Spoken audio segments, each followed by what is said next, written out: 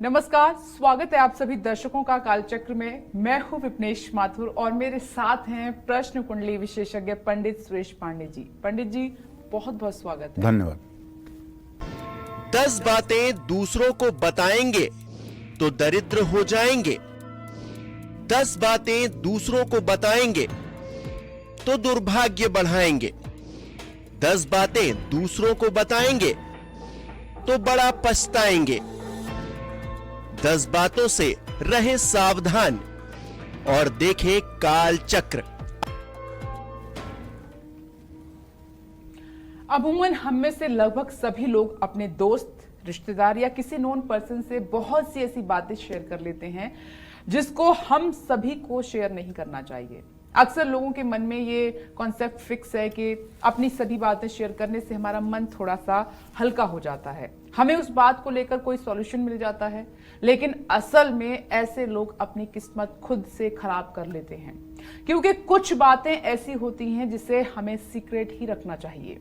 ऐसे में आज कालचक्र में प्रश्न कुंडली विशेषज्ञ पंडित सुरेश पांडे जी आपको वो 10 बातें बताएंगे जिसको आपने किसी के साथ भी बिल्कुल भी रिवील नहीं करना है, वरना दुर्भाग्य आपका पीछा कभी नहीं छोड़ेगा।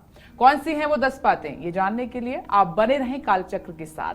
और इसके अलावा हमेशा की तरह आपके मन में कोई भी सवाल आता है तो आपको क्या करना है, आपको हमें फोन करना है। हमारा नंबर जल्दी से आप नोट कर लीजिए, नंबर है 0120665241। तो चलिए अपनी आज की दिलचस्प और बेहद ही महत्वपूर्ण चर्चा का हम आगाज करते हैं।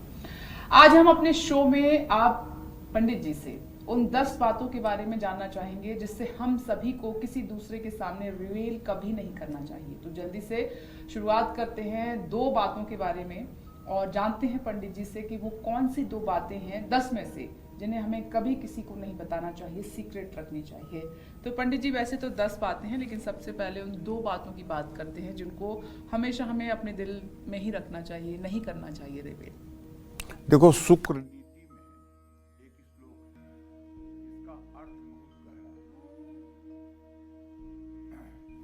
आयुर्वृत्तम गृह छिद्रम मंत्र मैथुन औषधिम दान मान अपमानम गोप्यानी नवयत्नतः। कहने का आशय ये है मेरे कि 10 बातें ऐसी बताई गई हैं जो आपको हमेशा गुप्त रखनी चाहिए।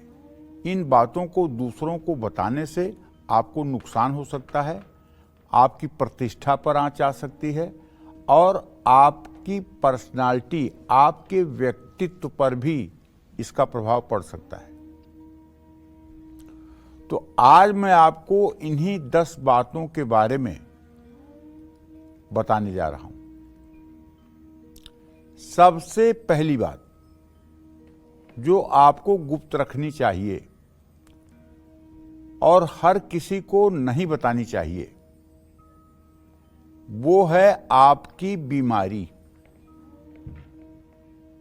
आपकी कमजोरी। आपको कौन सा रोग है, आपको क्या कमजोरी है, ये दोनों बातें सबसे नहीं बतानी चाहिए।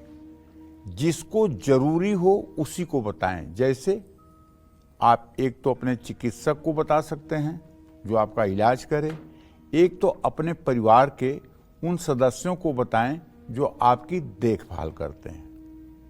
सार्वजनिक रूप से इसका हर समय प्रचार करते रहना, हर समय अपने रोग का गुणगान करते रहना, ये अच्छी बात नहीं होती है। आपकी आयु कितने वर्ष की हो गई, आप कितने साल के हैं इस समय। लोग बात बात में कहते हैं अब मैं 40 का हो गया, अब मैं 50 का हो गया, अब मैं 60 का हो गया, अब मैं 70 का हो गया। क्यों? कौन पूछता है आपसे? क्यों बताते हो? नहीं बताना चाहिए। अपनी आयु नहीं बतानी चाहिए। जो अंदाजा लगा रहा है सामने वाला लगाए। हाँ, अगर कहीं कोई उसका जानना किसी के लिए जरूरी है तो आप बताइए। आपकी आर्थिक स्थिति क्या है, बिना पूछे किसी को मत बताइए कि इस समय तो मैं करोड़ों के कर्ज में चल रहा हूं, इस समय तो मैं ईएमआई नहीं दे पा रहा हूं, इस समय तो मेरे पास 1 करोड़ बैंक बैलेंस हो गया है। ये दोनों परिस्थितियां आपको नहीं बतानी चाहिए। इससे आपको कुछ मिलेगा नहीं, लेकिन आपका वेट हल्का हो जाएगा। अगर आप अपनी गरीबी बताएंगे तो आप उस सामने वाले के निगाह में नीचे गिर जाएंगे, और अगर आप अपनी अमीरी बताएंगे तो सामने वाले को हाय हो जाएगी। दोनों स्थितियों में नुकसान आपका ही होगा। आयुर्वित्तम गृह छिद्रम। गृह छिद्र क्या है भाई? गृह छिद्र उसको कहते हैं घर की बुराई, अपने घर की बुराई। अरे मेरा बाप तो बहुत गंदा है, ऐसा है ऐसा है, मेरी माँ तो ऐसी है, मेरी पत्नी तो ऐसी है, मेरे पति तो ऐसे हैं। मतलब अपने घर के ही सदस्यों के बारे में बुराई का सार्वजनिक करना, ये गृह छिद्र कहलाता है। हमें उसे ठीक करना चाहिए, लेकिन उसे सार्वजनिक रूप से कहना नहीं चाहिए। उससे क्या होता है कि वो जो परिस्थिति आपके घर में खराब है, वो तो संयोग है कि वो ठीक होगी, लेकिन आपका वेटेज गिर जाएगा। उसकी 10 लोग चर्चा कर, अरे इसका पति तो इसको नहीं मानता है, इसका पति तो दूसरे के आकर्षण में फंसा रहता है, इसकी सास इसे बहुत अपमानित करती है, बेचारी बहुत दुखी है। आप बेचारी बन जाओगे। तो अपने घर की बुराई, मेरा भाई बेईमान है, मेरा भाई मुझसे ऐसा कर रहा है, मेरे चाचा ऐसे कर रहे हैं, मेरे पड़ोसी ऐसे कर, क्या है? इन सब चीजों को बताकर कोई आपको हल मिलेगा? कोई आपको सफलता मिलेगी? कोई आपके का सहयोग करेगा? नहीं ना। केवल आपका वजन कम होगा, केवल आप हल्के हो जाएंगे, आपको लोगों को देखने का नजरिया बदल जाएगा। आयुर्वित्तम गृह छिद्रम मंत्र, जो भी मंत्र आप जपते हैं, अगर गुरु द्वारा प्रदत्त मंत्र है तो आपको गर्दन भी कोई काट ले तब भी आपको नहीं बताना चाहिए कि मैं ये मंत्र करता हूं। मंत्र सेवक केवल गुरुदेव से ही बताया जाता है कि मैं ये मंत्र का जप करता हूं। आजकल ऐसे लोग हैं, मैं तो श्री सूक्तम भी पढ़ता हूं, कनकधारा भी पढ़ता हूं, शिवतांडव भी पढ़ता हूं, और ये मंत्र भी करता हूं, वो मंत्र भी करता हूं, ये भी करता हूं, वो भी करता हूं। सब पूरी कहानी, जितनी पूजा कर रहे हैं सब कहानी कर देंगे। अरे भाई, ये पूजा इतना गोपनीय है।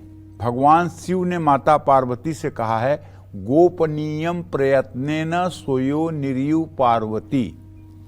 जिस तरह से अपने गुप्तांग की रक्षा करती हो, उसी तरह से ये मंत्र गोपनीय है, इसको छिपा के रखो। तो मंत्र और साधना को हर समय छिपा के ही रखना चाहिए। पता लगा कि 2 माला आप जप करते हैं, पूरे दिन बखान कर रहे हैं कि मैं तो जप करता हूं, मैं तो पूजा करता हूं, मैं तो पाठ करता हूं। अरे अगर आपसे कोई पूछे भी कि आप क्या पूजा करते हैं, अरे मैं क्या पूजा करूं, मैं 1 नंबर का मतलब आलसी हूं, मुझसे तो कोई पूजा बनती ही नहीं, बस भगवान के सामने हाथ जोड़ लिया, इतना ही बहुत हो गया। चाहे जितनी पूजा करते हो, जवाब आपका यही होना चाहिए, ये झूठ नहीं है। अगर आप कहोगे तो झूठ है, तो ये झूठ नहीं है, क्योंकि भजन करना कठिन, भजन पचाना कठिन, भजन छिपाना कठिन। अगर आपने प्रचारित कर दिया तो लोकेशना के वशीभूत होकर के, तो फिर आपको अविनाशी बैंक में कुछ नहीं मिलने वाला है। यही जो आपको लेना है, वाहवाही ले लीजिए। आयुर्वित्तम गृह छिद्रम मंत्र हो गया मैथुन। मैथुन कहते हैं स्त्री पुरुष के संबंध को, शारीरिक संबंध जब स्त्री पुरुष बनाते हैं तो उसको मैथुन कहते हैं। इसकी चर्चा तो किसी से भी कभी भी नहीं करनी चाहिए, किसी परिस्थिति में नहीं करनी चाहिए। ये बात 2 लोगों के बीच में है तो 2 लोगों के बीच में ही रहनी चाहिए, चाहे कोई कितना भी आपका खास हो, लेकिन इसकी चर्चा होनी ही नहीं चाहिए, ये टॉपिक ही नहीं आना चाहिए। औषधि माने दवाइयां, अगर आप दवाइयां खाते हैं और आपके पास 4 लोग बैठे हुए हैं, दवाई खाने का समय हो गया है, तो आप दवाई का डब्बा ले आकर के सबके सामने टेबलेट निकाल के खाना शुरू कर देंगे। अब उसमें से कोई पूछेगा, अरे आप इतनी दवाई क्यों खाते हैं, आप ये किस चीज की दवाई खाते हैं, आप ये क्यों दवाई खाते हैं? आप जवाब दो। इसलिए दवाई अकेले में खानी चाहिए। आप इतनी दवाई खाएंगे ना, जो आपसे जलने वाले होंगे वो कहेंगे कितने दिन के मेहमान हैं, इतनी इतनी दवाइयां तो खा रहे हैं, 1-1 बोझ, कितने दिन चलेंगे? जितने दिन चल रहे हैं उतने दिन चलेंगे, नहीं तो बड़ा सुकून मिलेगा उन लोगों को जो आपसे जलते हैं। कि बहुत जल्दी आपका काम तमाम होने वाला है। और जो आपके शुभ चिंतक हैं वो दुखी होंगे, कह रहे इतनी दवा खाते हैं। तो शुभ चिंतकों की संख्या कितनी है संसार में, ये तो आप समझ सकते हैं। तो इसलिए दवाई भी छिपा करके ही खानी चाहिए। आयुर्वित्तम गृह छिद्रम मंत्र मैथुन औषधिम। दान, आप किसी को दान दे रहे हो और वो बात आप प्रकट कर रहे हो, नहीं, अरे आज रेड लाइट पर एक बुढ़िया मिली थी, उसको दवाई लेना था, डॉक्टर का पुर्जा ली थी, मैंने 300 रुपए उसको दे दिए दवाई के लिए। अरे क्या कह रहे हो यार, तुमने सब दे करके भी खत्म कर दिया। अगर तुम इस बात को जिंदगी में कभी किसी से ना कर चर्चा करते तो शायद ये तुम्हारे अविनाशी बैंक में जमा हो जाता। जब तुमने 2 लोगों से कह दिया तो वो खत्म हो गया। दान कितना भी करो, अगर आपने किसी से चर्चा कर दिया कि मैंने किया, तो वो आपका दान खत्म। दान के बारे में तुम्हारे शास्त्र कहते हैं कि अगर दाहिना हाथ दान करे तो बाएं हाथ को पता नहीं लगना चाहिए। इसी तरह से मान, कहीं आप गए, माला फूलों से आपका स्वागत हुआ, आपके लिए फूल बिछाए गए, आपके लिए रेड कारपेट बिछाया गया, आपकी आरती हुई, आपको माला पहनाया गया, आपका बहुत स्वागत हुआ। अब आप दूसरों से बताएं, अरे वहाँ बड़ी दिव्य व्यवस्था थी, बहुत स्वागत हुआ, बहुत अच्छा रहा, एकदम जिंदगी में एकदम यादगार बन गया। क्या कह रहे हो? क्यों बताना चाहते हो कि हमारा इतना स्वागत हुआ? क्या पाना चाहते हो ये बता करके? चुप रहो ना। दुनिया कहे कि वहां आप गए थे तो आपका इतना स्वागत। अरे क्या स्वागत, सब प्रभु का स्वागत है, हमारा क्या सब स्वागत। अगर कोई जान भी ले कहे भी तब भी उस पर ऐसे मतलब कि इग्नोर मारिए कि जैसे आप कुछ जानते ही नहीं।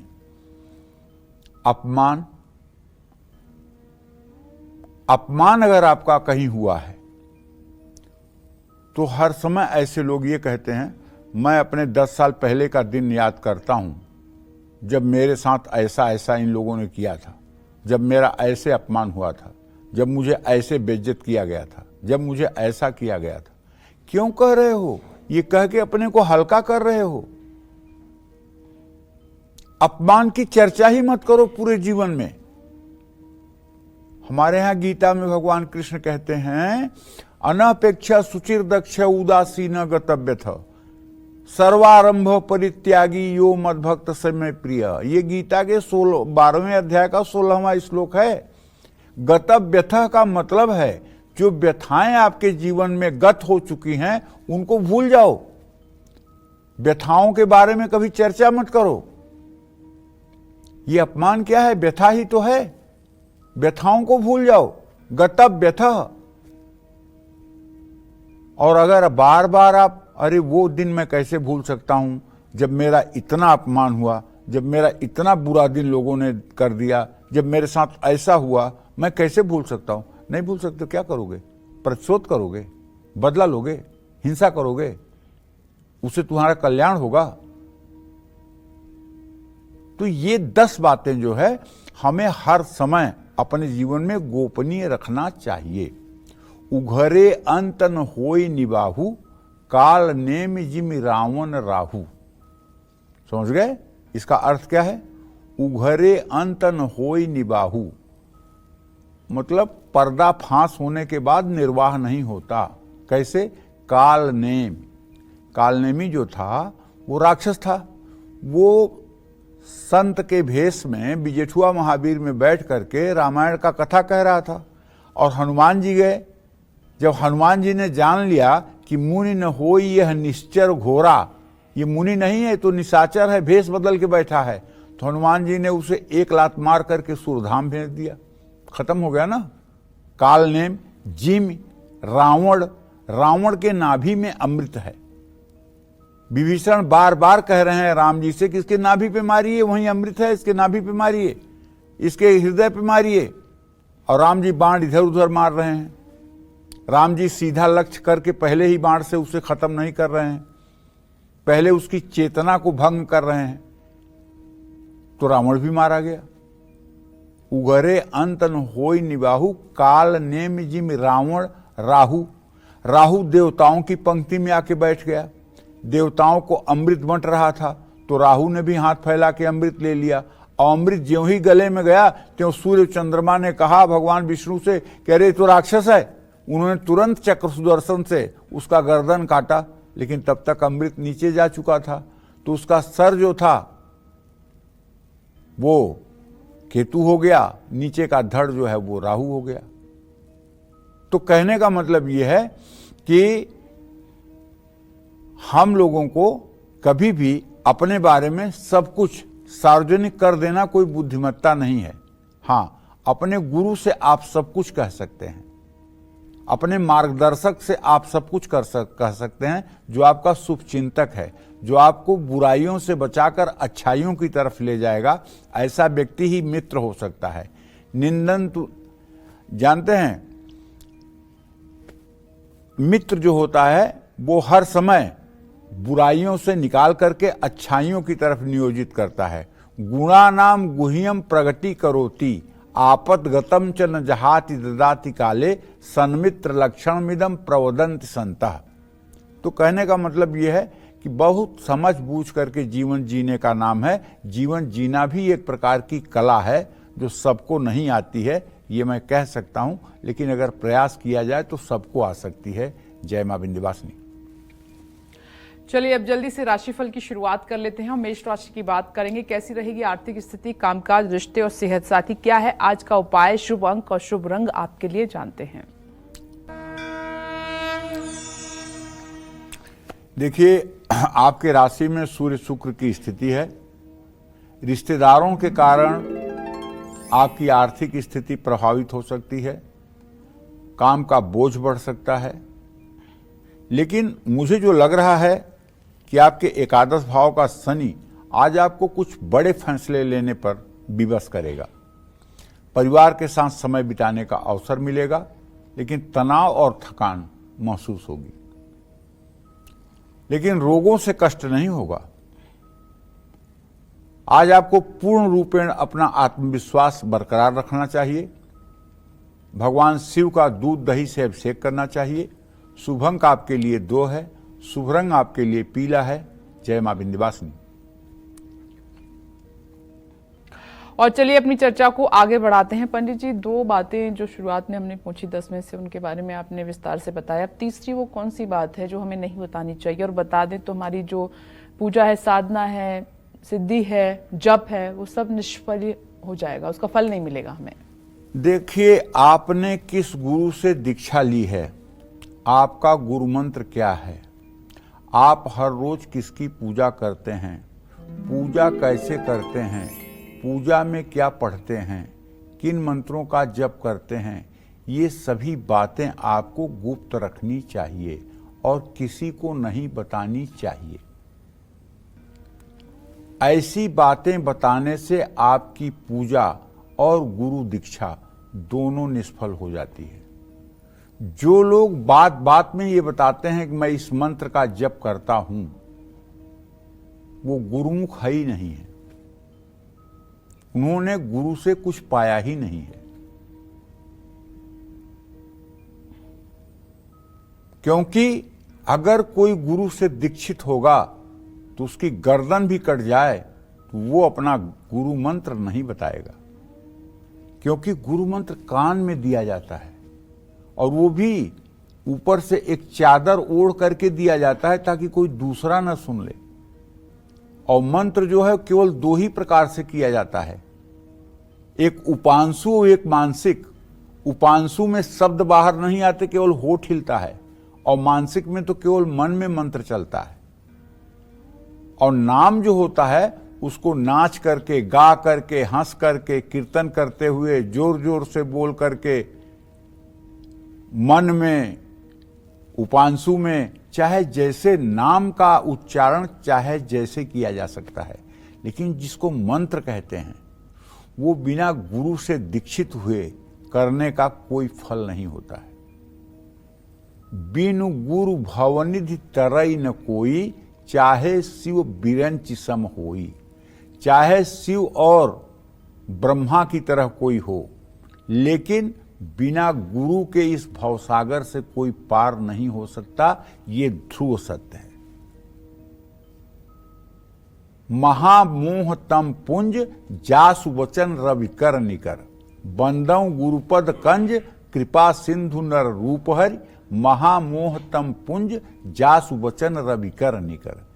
जिसके वचन सूर्य की किरणों के समान अंधकार को मिटाने वाले हैं, वही गुरुदेव होते हैं। और गुरुदेव कभी व्यक्ति नहीं होते, व्यक्ति कभी गुरुदेव नहीं हो सकता। ये बात अच्छी तरह से जान लीजिए। आपका गुरु तत्व हर समय इस धराधाम पर विराजमान रहेगा। जब आपकी इच्छा होगी, जब आपकी बेचैनी होगी, जब आपकी विह्वलता होगी, तो किसी न किसी रूप में वो आपका गुरु तत्व प्रकाशित हो जाएगा। ये बात विश्वास करने योग्य है, इसमें कोई दो राय नहीं है। जय मां विंध्यवासिनी। आगे बढ़ते हैं, वृषभ राशि की बात कर लेते हैं। कैसी रहेगी आर्थिक स्थिति, कामकाज, रिश्ते, सेहत, साथ ही क्या है आज का उपाय, शुभ अंक और शुभ रंग आपके लिए, जानते हैं।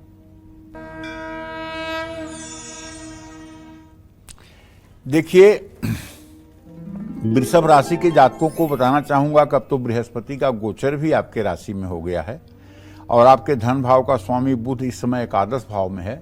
आज निवेश करना तो आपके लिए फायदेमंद होगा, लेकिन कहीं ऐसा न हो कि आपके काम का श्रेय कोई दूसरा ले ले। इसलिए अपने काम की शुरुआत से अंत तक आप ही करने की कोशिश करें, उसे बीच में किसी दूसरे के भरोसे पर न छोड़ें। जीवन साथी से रिश्ता भाई मजबूत रहेगा। अपने मानसिक स्वास्थ्य पर आप ध्यान दीजिए। अनजान लोगों के साथ अपनों से भी सतर्क रहें। मसूर की दाल का दान करें। शुभ अंक आपके लिए 9 है, शुभ रंग आपके लिए सफेद है। जय मां विंध्यवासिनी। चलिए अब आगे बढ़ते हैं और चौथी बात की बात कर लेते हैं, जिसे हमेशा छुपा कर रखना चाहिए, क्योंकि अक्सर हम मजाक में अपनी उम्र बता देते हैं या उम्र को लेकर मजाक करते हैं। क्या किसी को बेवजह अपनी उम्र बताना सही है या गलत? पंडित जी से अब ये जानने की कोशिश करते हैं। तो पंडित जी, अब इस बारे में बताइए, अक्सर मजाक होता ही है उम्र को लेकर। देखो, ऐसा है, मैंने पहले भी बताया, एक बार फिर से बता रहा हूं कि आपसे अगर कोई नहीं पूछ रहा है और कोई अधिकृत व्यक्ति नहीं पूछ रहा है या उसका पूछना जरूरी है, तब तो आप उम्र बता सकते हैं। लेकिन केवल चर्चा में आप हर समय ये कहते रहें कि अब तो मैं 32 का हो गया, अब तो मैं 40 का हो गया, अब तो मैं 50 का हो गया, अब तो मैं 59 का हो गया, ये उचित नहीं है। ये बताने से आपको क्या लाभ है? हाँ, कोई जरूरी काम है, आपको आधार कार्ड बनवाना है, आपको वोटर आईडी बनवाना है, वहां आप उम्र बताइए। लेकिन रेलवे का टिकट बनवा रहे हैं, हवाई जहाज का टिकट बनवा रहे हैं, वहां आप बता सकते हैं। लेकिन अकारण बातों बातों में गप सड़ाका करते समय अगर आप हर समय उम्र बताएंगे तो ये उचित नहीं है। ये अगर आपकी सेहत उम्र के हिसाब से अच्छी है तो लोगों की नजर लगेगी कि अरे यार, इस उम्र में भी इतने फिट हैं। और अगर उम्र के हिसाब से आप ज्यादा दिखते हो, आपकी उम्र 50 साल की है और लोग आपको 65 साल का समझते हैं और आप उम्र अपनी 50 साल की बता रहे हो, तो लोग कहेंगे बस अब इनका काम तमाम होने वाला है, लटक चुके हैं अभी इनका कोई भरोसा नहीं है, तो हाय भी लगेगी। तो कहने का मतलब ये है कि बेवजह अपनी उम्र हर समय नहीं बताते रहना चाहिए, अपने उम्र की चर्चा नहीं करते रहना चाहिए। जय मां विंध्यवासिनी। आइए अब जल्दी से मिथुन राशि की बात कर लेते हैं। कैसा रहेगा आज का पूरा दिन आपका, जानते हैं।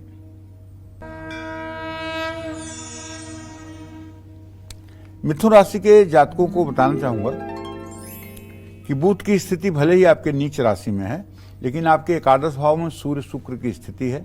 देखो भाई, एक तरफ तो आपको पैसे का खूब लाभ होगा, लेकिन वहीं दूसरी तरफ बृहस्पति आपके धन व्यय भाव में बैठा हुआ है, खर्चा भी उसी के अनुरूप बढ़ जाएगा।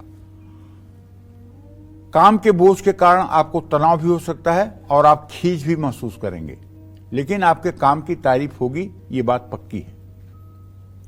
अपने लोगों को धोखा न दें, बच्चों की चिंता रहेगी, सेहत का साथ मिलेगा। अपने व्यवहार और वाणी पर ध्यान दें। हनुमान जी को सिंदूर और चमेली के तेल का चोला चढ़ाएं। शुभ अंक आपके लिए 4 है। शुभ रंग आपके लिए लाल है। जय मां विंध्यवासिनी। और आप जल्दी से कर्क राशि की बात कर लेते हैं, कैसा रहेगा पूरा दिन आपका, जानते हैं। देखिए, कर्क राशि का स्वामी अब चंद्रमा कुंभ राशि में जा चुका है, लेकिन शनि के साथ 20 योग में है। इसलिए मैं आपसे एक बात आग्रह पूर्वक करना चाहूंगा, अपने ही पैसे संभालने में आपको काफी तकलीफ होगी।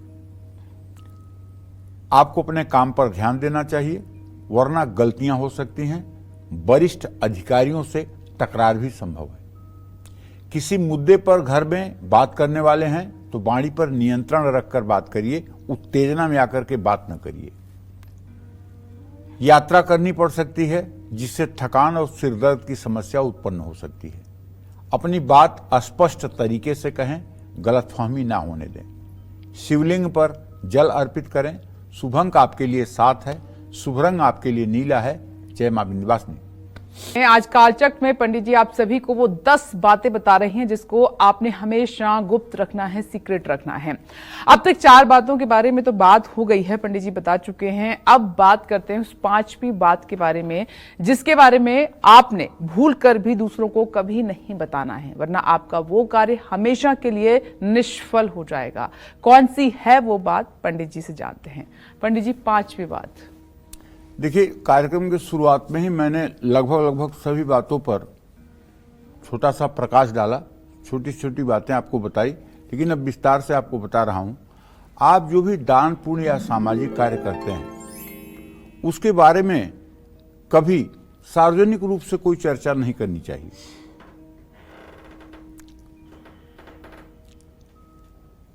कुछ लोग कहते हैं कि मैंने गुप्त दान किया।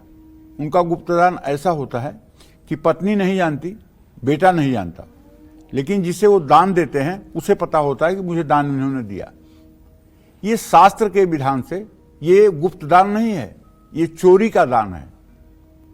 क्योंकि आपने पत्नी को नहीं बताया, आपने बेटे को नहीं बताया, आपने माँ बाप को नहीं बताया, आपने उन सबसे चोरी करके दान किया। लेकिन जिसको आपने दान दिया उसे पता है कि आपने दान दिया, तो ये चोरी का दान है। गुप्त दान उसे कहते हैं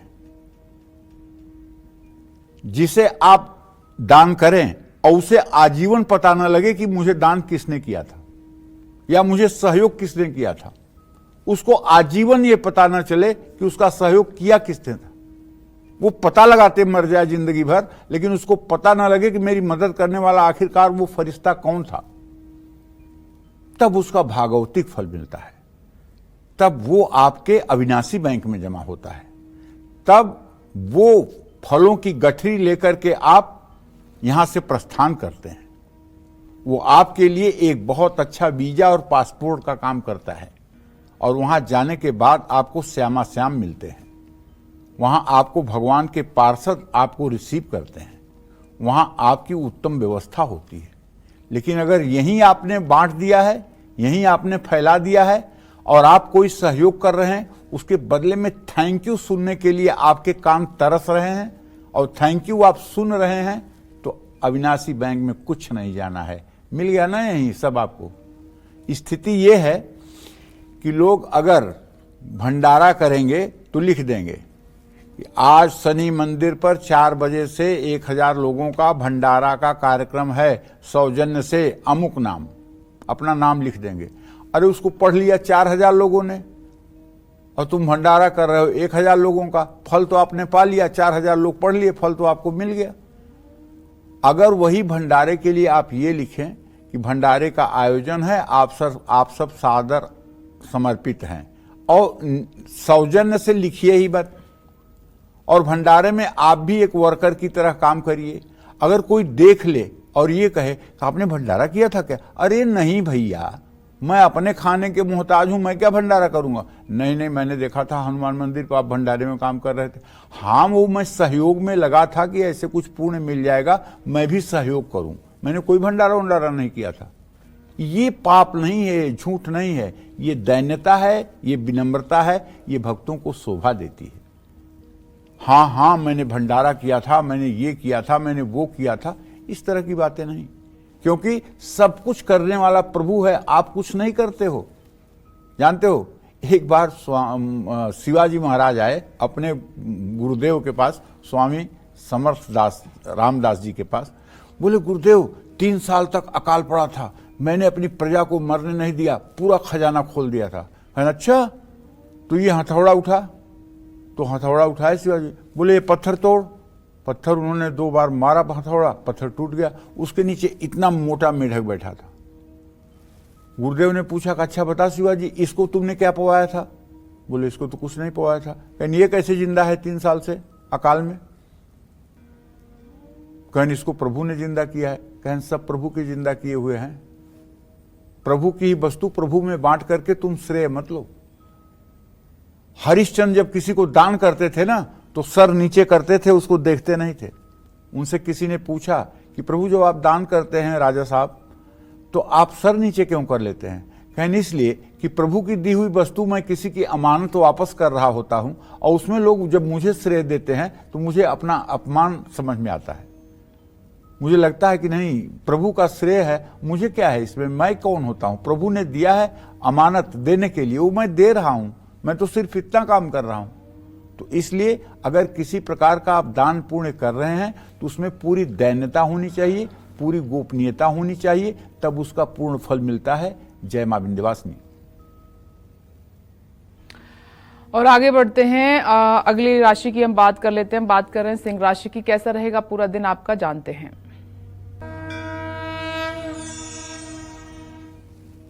चलिए, सिंह राशि के जातकों को बताना चाहूंगा कि आपके भाग्य भाव में उच्च का सूर्य तो है, लेकिन आपके व्यय भाव का स्वामी चंद्रमा इस समय विष योग में फंस गया है मेरे भाई। इसलिए थोड़ी सी आर्थिक स्थिति की जहां तक बात है, उसके विषय में कहना चाहूंगा कि बचत कम होगी, खर्च बढ़ेगा, और कुछ संपत्ति खरीदने का भी योग बना हुआ है। ईमानदारी से काम करेंगे तो सफलता मिलेगी। यात्रा पर भी जाने का योग बना हुआ है। रिश्तेदारों के साथ विवाद से बचने का आपको प्रयास करना चाहिए। किसी अपने की सेहत की चिंता आपको सताएगी। दवाइयों पर खर्च बढ़ेगा। नकारात्मकता ही आपको निराशा दे रहा है, इसे आप दूर करें। भगवान गणेश के मंदिर में झंडा चढ़ाएं। शुभ अंक आपके लिए 6 है। शुभ रंग आपके लिए गुलाबी है। जय मां विंध्यवासिनी। अक्सर लोग कहते हैं कि अपने मन की बातें अपनों से शेयर करनी चाहिए। ऐसे में क्या ऐसी बातें हैं जो शेयर करना किसी व्यक्ति की पर्सनालिटी के लिए सही है या गलत? पंडित जी से जानते हैं। पंडित जी, कुछ ऐसी बातें जो पर्सनालिटी इफेक्ट करती हूँ? अपनी गुप्त बातें और आपके मन में जो भी विचार आ रहे हैं उनको किसी को ना बताएं। आपके मन में किसी बात को लेकर अवसाद है, क्रोध है या घृणा है, ये बातें भी किसी को नहीं बतानी चाहिए। ऐसी बातें दूसरों को बताने से लोगों के मन में आपके बारे में वैसे ही विचार बनने लगेंगे। ये बात बहुत अच्छी तरह से जान लीजिए। हाँ, एक बात अपने दर्शकों से और बताना चाहता हूं। आप मन नहीं हैं, मन आपका है। इस बात को जिस दिन आप ठीक से समझ लेंगे, उस दिन आपसे जीवन में कोई गलती नहीं होगी। आप मन नहीं हैं। आप कहते हैं ना, मेरा मन ऐसा नहीं है, तो इसका मतलब मैं मन हूं ऐसा नहीं है। मेरा मन ऐसा नहीं है आप कहते हैं, बार बार कहते हैं। तो आपका मन जब कभी भी ऐसी जगह पे जाए, ऐसे चिंतन में जाए जो उचित नहीं है, जो धर्म के अनुकूल नहीं है, जो आपके जीवन के लिए ठीक नहीं है। देखिए, अच्छाई बुराई का ज्ञान सबको है। कोई नहीं कह सकता कि मुझे नहीं पता है कि पाप क्या होता है, पुण्य क्या होता है। सबके अंदर बैठा हुआ भगवान बता देता है, कह रही यार ये तुम गलत काम करने जा रहे हो, ये तुम सही काम करने जा रहे हो।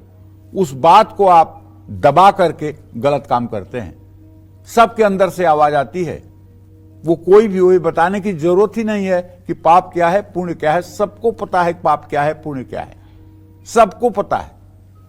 ऐसे में जब मन आपका गलत जगह पर जाए तो आप दृष्टा बन करके मन को दृश्य करके कहिए, अरे तू नीच पतित इतने गंदे स्थान पे जा सकता है? तुझे यही रास्ता दिखाई दे रहा है? तू मुझे नरक में ले जाना चाहता है?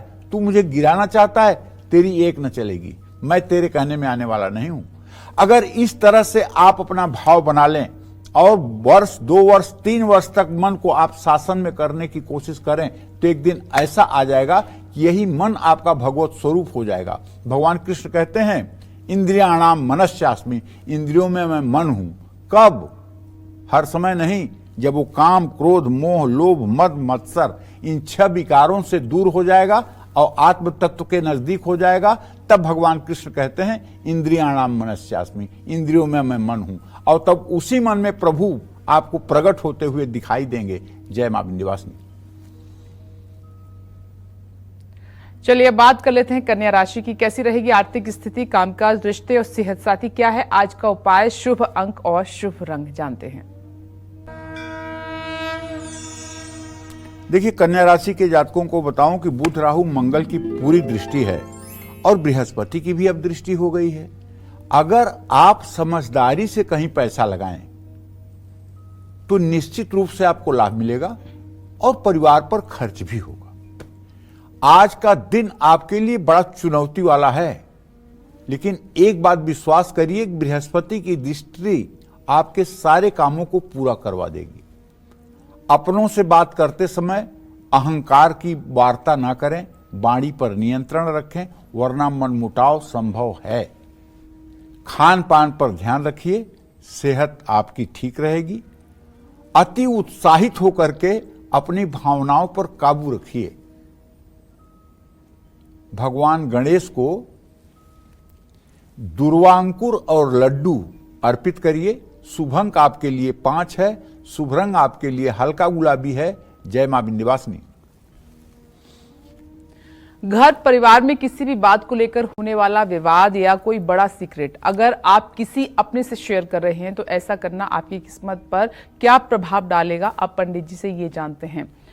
पंडित जी, पता नहीं होता सामने वाले का मन कैसा है और अक्सर हम कुछ ऐसे सीक्रेट शेयर कर देते हैं, शायद वो नहीं करने चाहिए। हाँ, बहुत से लोगों में ये आदत है। रहीमदास का एक दोहा हम लोगों को पढ़ाया जाता था 4वीं 5वीं क्लास में। रहीमन निज मन की व्यथा, मन ही राखो गोए, सुन अठिलई हैं लोग सब, बांट न लई हैं कोय। समझ रहे उसका अर्थ विपनेश जी? रहीमन निज मन की व्यथा, मन ही राखो गोए, सुन अठिलई हैं लोग सब, बांट न लई हैं कोय। बिल्कुल बिल्कुल। मतलब अपनी परेशानी और अपने मन की व्यथा को अपने मन में ही छिपाओ। अगर 4 लोगों के सामने आप अपना दुखड़ा रो रहे हो तो इससे लोग केवल आपके पीठ पीछे मजाक बनाएंगे, कोई उस आपके दुख को कम करने वाला नहीं है। और सामने ऐसे प्रिटेंड करते हैं वो बहुत सगे हैं। हाँ, आपके बहुत सगे हैं, बहुत सही। तो ये घड़ियालू आंसू सामने बहाएंगे लेकिन पीठ पीछे खुश होंगे, फंस गया है बेटा, अब मजा आएगा, बहुत उछल रहा था। बिल्कुल सही कहा, ठीक है ना। तो अपने घर की बातें, चाहे वो माँ की बात हो, चाहे पिताजी की बात हो, चाहे बहन की बात हो, चाहे भाई की बात हो, चाहे पत्नी की बात हो, चाहे बेटे की बात हो, किसी भी बात को आप हर ऐसे व्यक्ति से क्यों कह रहे हैं। हाँ, अगर कोई बुराई है डॉक्टर से कहिए, कोई बुराई है तो अपने गुरुदेव से कहिए, क्योंकि गुरुदेव समाधान बताएंगे। गुरुदेव समाधान बताएंगे, इसमें कोई दो राय नहीं है। गुरुदेव जो है वो परम ब्रह्म स्वरूप होते हैं, लेकिन दुख इस बात का है कि संसार में 99.99% लोग ऐसे हैं जो अपने गुरु को अच्छा तपस्वी मानते हैं, अच्छा साधक मानते हैं, अच्छा व्यक्ति मानते हैं, भगवान का भक्त मानते हैं, लेकिन उन्हें परम ब्रह्म, उन्हें ईश्वर नहीं मानते। जबकि साफ कहा गया है कि गुरुर ब्रह्मा गुरुर विष्णु गुरुर्देवो महेश्वरा, गुरु साक्षात पर ब्रह्म तस्मै श्री गुरुवे नमः। गुरु साक्षात परम ब्रह्म है। अगर ये भाव किसी के अंदर आ जाए कि मेरे गुरुदेव ही परम ब्रह्म है, और जब गुरुदेव का ध्यान करेगा तो वो जिसको भी इष्ट मानता है, गुरुदेव के हृदय में जैसे हनुमान जी के हृदय में सीताराम दिखते हैं, उसी तरह से गुरुदेव के हृदय में सीताराम, श्यामा श्याम राधा कृष्ण, भगवान शिव, मां पार्वती आपको दिखाई देंगे। आप अपने गुरुदेव से अपनी किसी भी समस्या को कहकर उसका निदान पा सकते हैं, लेकिन सार्वजनिक रूप से घर की निंदा करके, घर की बुराई करके, घर के लोगों के बारे में गलत बोल करके आपको क्या हासिल होगा? केवल आप हल्के हो जाएंगे। तो घर की बातों को घर में ही रखना चाहिए।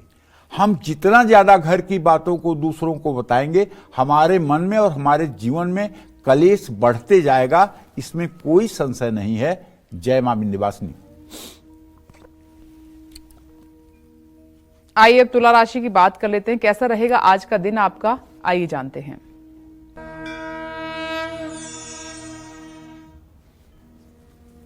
देखिए, तुला राशि के जातकों को बताना चाहूंगा कि अब तो सूर्य शुक्र की पूरी दृष्टि भले ही आपके राशि पर हो गई है, लेकिन आपके धन भाव का स्वामी मंगल अभी भी राहु के साथ पंचम भाव में स्थित है।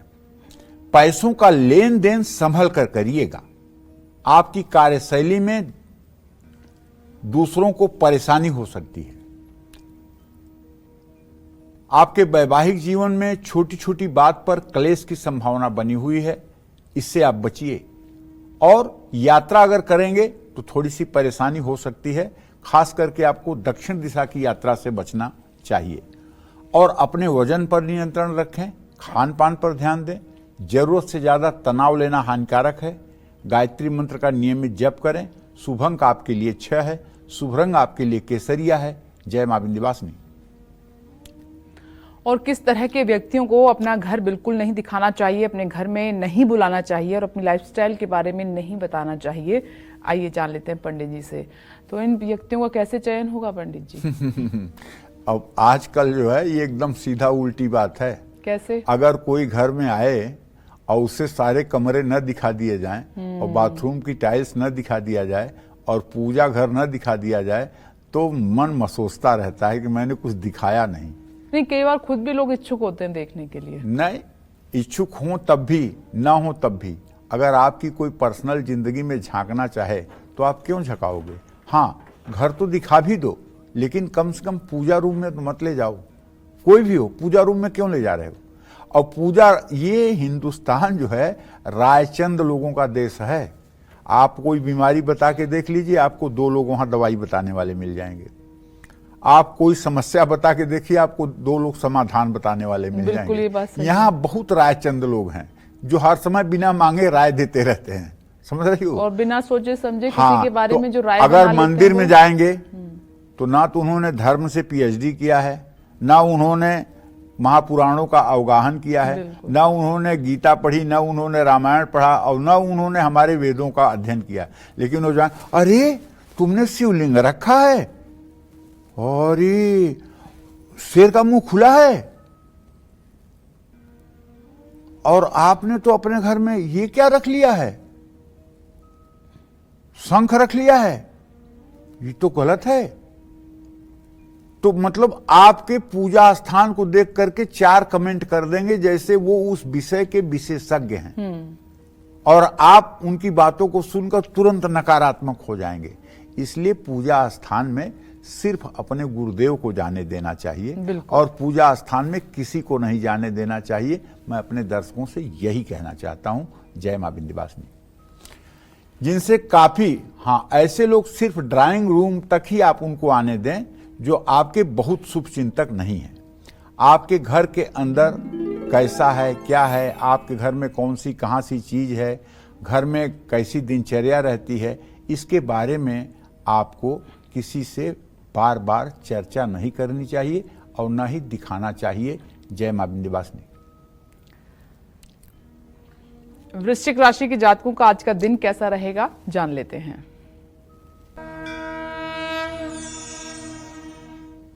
देखिए, वृश्चिक राशि पर बृहस्पति की दृष्टि आ रही है, लेकिन व्यय भाव का स्वामी व्यय भाव को देख रहा है और वो अस्त है, तो धनहानि का प्रबल योग बन रहा है। आज अपने कीमती सामानों की सुरक्षा करिए और किसी को अपनी कोई वस्तु अमानत के रूप में देने की कोशिश मत करिए, वरना धन हानि होगी।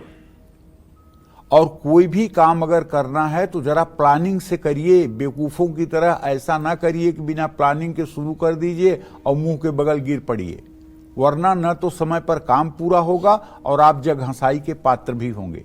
अपने परिवार या किसी सदस्य से आज आप हो सकता है खुश न रहें, इसलिए आज आपको अपनी खींच नहीं दिखानी चाहिए। माँ की सेहत का ध्यान रखिए, सेहत पर खर्च बढ़ सकता है, आपको चोट लग सकती है, जल्दबाजी से बचिए। सफेद चंदन का तिलक माथे पर लगाइए। शुभ अंक आपके लिए 2 है, शुभ रंग आपके लिए हरा है। जय मां विंध्यवासिनी। और अक्सर बहुत से लोग सामने वाले से उसकी इनकम और सेविंग्स के बारे में पूछ ही लेते हैं और कई बार सामने वाला व्यक्ति बड़ी आसानी से बता भी देता है, लेकिन क्या ऐसा करना उसकी फाइनेंशियल कंडीशन के लिए ठीक है या नहीं, अब ये जानते हैं पंडित जी से। पंडित जी जल्दी से बताइए। बिल्कुल, ये वित्त अपना फाइनेंशियल कंडीशन कभी नहीं किसी को नहीं बताना चाहिए। कुछ लोगों की आदत होती है कि बिना पूछे अपनी इनकम और अपना खर्चे का हिसाब देते रहते हैं। आपकी कभी भी अपनी आमदनी को किसी को भी नहीं बताना चाहिए। अगर कम है तो सामने वाला आपको हल्का समझेगा, अगर ज्यादा है तो आपसे उसको जलन होगी। हमें हमेशा इस बात की गोपनीयता रखनी चाहिए। इसीलिए कहते हैं बनिया अपनी भेली चुरा के खाता है। मतलब आपके पास चाहे जितना दौलत हो या आप जितने कर्ज में लदे हों, उसको सार्वजनिक नहीं करना चाहिए। जय मां विंध्यवासिनी। अगर कभी आपके मान सम्मान को ठेस पहुंची हो और बार बार उस बात का जिक्र किसी दूसरे के सामने करते हैं तो ऐसा करना कितना सही है, कितना गलत, जान लेते हैं। पंडित जी बताएं।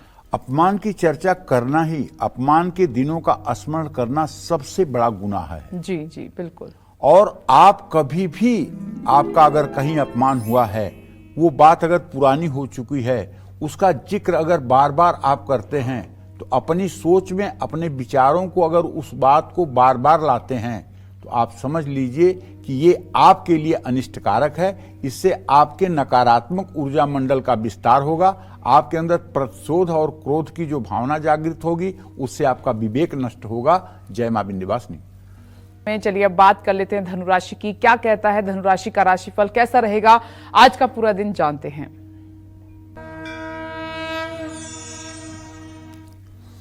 धनु राशि के जातकों को बताना चाहूंगा कि आपके केंद्र में इस समय मंगल, बुध, राहु और केतु की स्थिति है और चतुर्थ भाव में तो मंगल, राहु, बुध है। तो माता या ननिहाल से धन लाभ का योग बनता हुआ दिखाई दे रहा है। और अगर आप कोई लोन लेना चाहते हैं तो उसमें भी आसानी से आपको लोन मिल सकता है। आज काम में मामूली रुकावटें भी आ सकती हैं, जिसे अगर आप संयम से करें तो पूरा भी हो सकता है।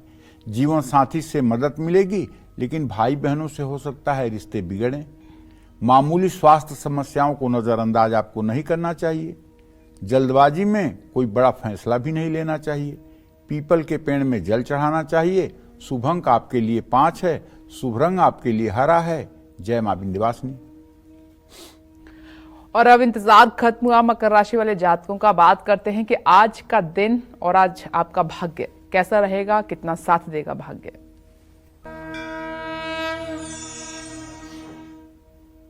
देखिए, मकर राशि के जातकों को बताना चाहूंगा कि आपके राशि से द्वितीय भाव में चंद्र शनि की युति है, तृतीय भाव में मंगल, राहु, बुध है और चतुर्थ भाव में सूर्य, शुक्र की युति है और आपके पंचम भाव में बृहस्पति है। बचत तो आप कर पाएंगे, रुका हुआ धन भी आपको लौटेगा और नए संपर्क भी जुड़ेंगे, उससे आपको मदद भी मिलेगी। परिवार में सुख शांति रहेगी। लेकिन बच्चों पर ध्यान दो भाई। अगर बच्चा आपका 15 से 18 साल के बीच में है तो उसको पैनी निगाह से ध्यान दो। उसको पता न लगे कि आप उसे वॉच कर रहे हो, लेकिन उसे वॉच करो, उसकी गतिविधियों को देखो, उसकी मन स्थिति को समझने की कोशिश करो, तभी जीवन में शांति बनी रहेगी। अपने उत्साह को काबू में रखिए, ज्यादा सोचने में समय बर्बाद मत करिए। गाय को हरा चारा खिलाइए। शुभ अंक आपके लिए 5 है, शुभ रंग आपके लिए गुलाबी है। जय मां विंध्यवासिनी। बात कुंभ राशि की कर लेते हैं, जानते हैं कि आपका भाग्य आज कितना साथ देगा।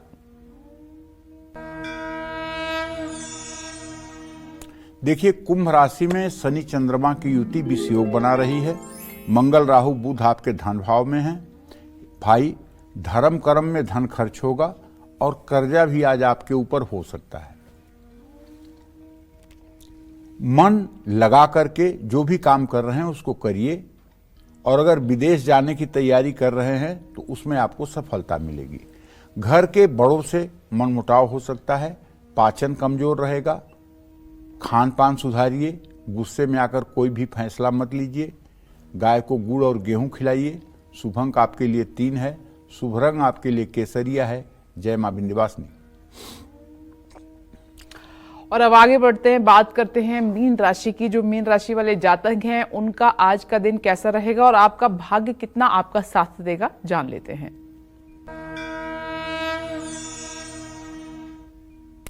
मीन राशि के जातकों को बताना चाहूंगा कि मंगल राहु बुध की युति आपके राशि में है, तो ये धनहानि का योग है। पैसे खूब संभाल के रखिए और आज कहीं पैसा लगाने से बचिए, और जरा सी लापरवाही करेंगे तो काम को समय पर पूरा नहीं कर पाएंगे। रिश्तों में समझदारी से काम लीजिए, अपनों के साथ समय बिताइए। शरीर में दर्द हो सकता है, थकान महसूस होगी। आज कोई महत्वपूर्ण डिसीजन आपको नहीं लेना चाहिए। किसी मंदिर में दान पुण्य करना चाहिए। शुभ अंक आपके लिए 6 है, शुभ रंग आपके लिए पीला है। जय मां विंध्यवासिनी। और इस वक्त साधना शर्मा जी वाराणसी से हमारे साथ जुड़ गई हैं। स्वागत है आपका कालचक्र में। अपना प्रश्न पंडित जी से कीजिए। हेलो। हाँ बोलिए। हाँ पंडित प्रणाम। खुश रहिए। पंडित जी, एक बार आपसे बात हुई थी, हम बनारस के DLW से बोल रहे हैं। तो अपने बेटे के बारे में, शादी के बारे में पूछे थे। उसका जन्म तिथि है 13 जुलाई 1987 है। तो आपने कहा था उसको जो दुर्गा सप्तशती में मंत्र पढ़ने के लिए, तो पंडित जी पढ़ नहीं रहा है, तो कोई और उपाय बता देते हैं। और नौकरी तो कर रहा है प्राइवेट ही, लेकिन कोई व्यवसाय करे तो किस चीज का करे। और पंडित जी, हमारे भी पैर में जनवरी से ही प्रॉब्लम है। थोड़ा बहुत तो ठीक हुआ है, अभी BHU का दवा कर रहे हैं, ठीक है, लेकिन कब तक ठीक हो जाएगा? देखो साधना, तुम्हारे पुत्र भाव का स्वामी बुध है, जो इस समय नीच राशि में राहु के साथ है। अगर पुत्रेश नीच राशि में हो तो इसका मतलब कि पुत्र आलसी है, पुत्र के अंदर महत्वाकांक्षा की कमी है। अगर राम रक्षा स्तोत्र का भी ये पाठ कर ले, रोज 2 मिनट का पाठ है, राम रक्षा स्तोत्र का रोज पाठ कर ले, श्री राम चालीसा का पाठ कर ले, भगवान राम के सामने चित्र के सामने बैठ करके 2 मिनट पूजा पाठ कर ले, तो भी इसका दिन बदल सकता है, तो भी ये सफल हो सकता है। जहाँ तक आपके स्वास्थ्य की बात है, तो इसमें यही कहना चाहूँगा कि आप पीपल के नीचे शनिवार को सरसों के तेल का दिया जलाना शुरू कर दीजिए और पीपल की 7 परिक्रमा करना शुरू कर दीजिए। 7 शनिवार के बाद आपको सफलता मिलती हुई दिखाई देगी, आपकी सेहत बिल्कुल ठीक हो जाएगी। जय मां विंध्यवासिनी। चलिए अब बात करते हैं आपके पूजा घर में रखी घंटी और आपकी किस्मत की। पूजा घर की घंटी कैसे हमारे वर्तमान और भविष्य दोनों पर अपना असर डालती है, जल्दी से पंडित जी से जानते हैं। पंडित जी बताइए। देखो, जिस घर के पूजा घर में घंटी रहती है वो घर हमेशा बुरी आत्मा और बुरी शक्तियों से बचा रहता है। अपने पूजा घर में सुबह और शाम घंटी जरूर बजानी चाहिए। पूजा घर में घंटी बजाने से नेगेटिव एनर्जी खत्म होती है। पूजा घर में घंटी बजाने से रेडिएशन वाले कण कम हो जाते हैं। आपके आसपास सकारात्मक आभा मंडल का निर्माण होता है। पूजा घर में बजने वाली घंटी की आवाज मधुर होनी चाहिए। घंटी बजाने से नीचे की ओर सकारात्मक ऊर्जा जाती है, जबकि शंख बजाने से आकाश की तरफ सकारात्मक ऊर्जा जाती है। इसलिए घंटी और शंख जिन घरों में रोज बजती है, उन घरों में कभी किसी प्रकार का तनाव नहीं होता है। यह एक अलग बात है कि कुछ लोग सनातन धर्म को प्रभावित करने के लिए, कुछ लोग सनातन धर्म को बड़े चालाकी से प्रभावित करने के लिए लोगों से ये कह देते हैं कि आप अपने घर में पूजा स्थान न बनाएं, आप अपने घर में घंटी न बजाएं, आप अपने घर में शंख न बजाएं, आप अपने घर में पूजा स्थान रखेंगे तो आपका ये नुकसान हो जाएगा, आप अपने घर में घंटी बजाएंगे तो ये नुकसान हो जाएगा, आप अपने घर में शंख बजाएंगे तो ये नुकसान हो जाएगा, आप अपने घर में दिया न जलाएं। ये लोग सुनियोजित तरीके से सनातन धर्म को नुकसान पहुंचाने का कार्य कर रहे हैं। आपको सावधान रहना है। अगर इस तरह की कोई व्यक्ति बात कर रहा है तो आपका भला नहीं कर सकता है। अरे ये देश फतेह बहादुर और जोरावर का है, जहां वो दीवारों में चुन दिए गए लेकिन अपने धर्म को नहीं छोड़े। बोले दीवारें चुन दो मेरे ऊपर लेकिन धर्म नहीं बदलूंगा। तो आप छोटी छोटे स्वार्थ के लिए क्या घंटी बंद कर देंगे? क्या शंख बजाना बंद कर देंगे? क्या पूजा स्थान हटा देंगे? क्या देवताओं की मूर्तियां सिरा देंगे? मत ऐसा करिएगा, नहीं तो विपत्ति में आपका कोई साथी नहीं होगा। जय मां विंध्यवासिनी। पंडित जी आपका बहुत बहुत धन्यवाद। धन्यवाद। तो उम्मीद करते हैं जो पंडित जी ने आज 10 बातें आपको बताई हैं, जो किसी को नहीं बतानी है, वो ताउम्र आप ध्यान में रखेंगे। और इसी के साथ ये भी उम्मीद करते हैं कि आज का विषय हमारा आपको पसंद आया होगा। कल फिर एक नए विषय और आपकी परेशानियों को दूर करने के लिए ढेरों उपाय लेकर आएंगे हम पंडित सुरेश पांडे जी के साथ। तब तक के लिए कालचक्र की टीम को दीजिए इजाजत। नमस्कार।